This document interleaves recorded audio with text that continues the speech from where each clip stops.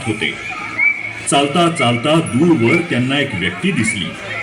ती व्यक्ती पण त्यांच्याच दिशेनं येत होती.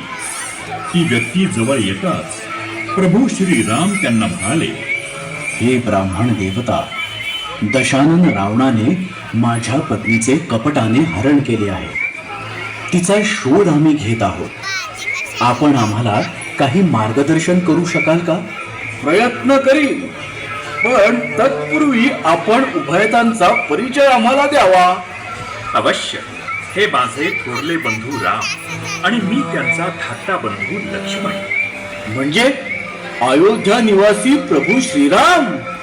भगवंत, आपल्या दर्शनाने मी धन्य झालो. मी आपला दास हनुमान. मी त्या टेकडीवर उभा होतो. त्यावेळी मी आपल्याला पाहिलं.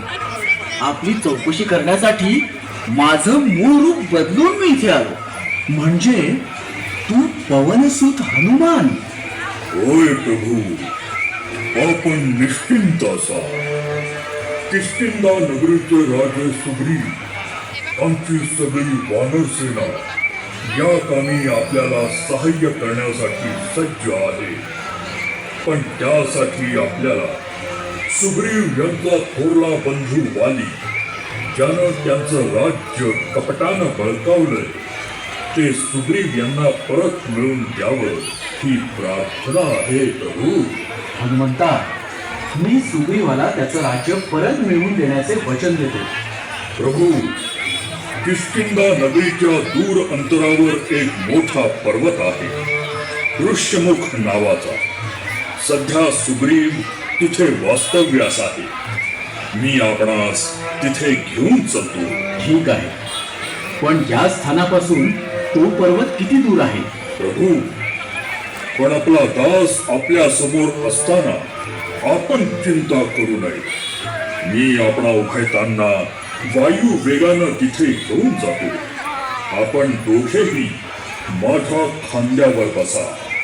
असं म्हणून मारुती राया प्रभू श्रीराम आणि लक्ष्मण यांना खांद्यावर बसवतात आणि विराट रूप धारण करू लागतात.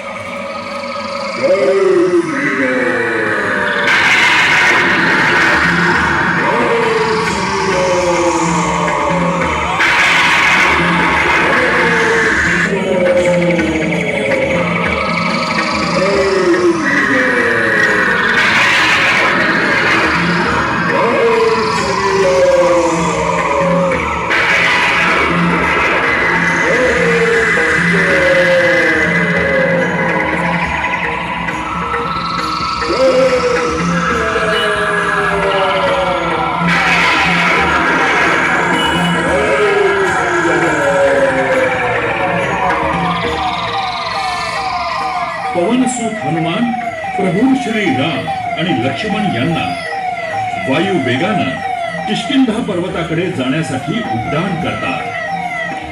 हनुमंताला दिलेलं वचन प्रभू श्रीराम पूर्ण करतात. वालीचा वध होतो. सुग्रीव पुन्हा राजा होतो. पुढे सुग्रीवाच्या मदतीनं, हनुमानाच्या विराट सामर्थ्यानं आणि वानर सेनेच्या शौर्यानं रावणाच्या तावडीतून प्रभू श्रीराम सीतामाईंना मुक्त करून दुष्ट रावणाला यमसदनी धाडतात. हे अंजनीच्या सुता, तुला रामाचं वरदान. अन एक मुखानं बोला बोला जय जय हनुमान.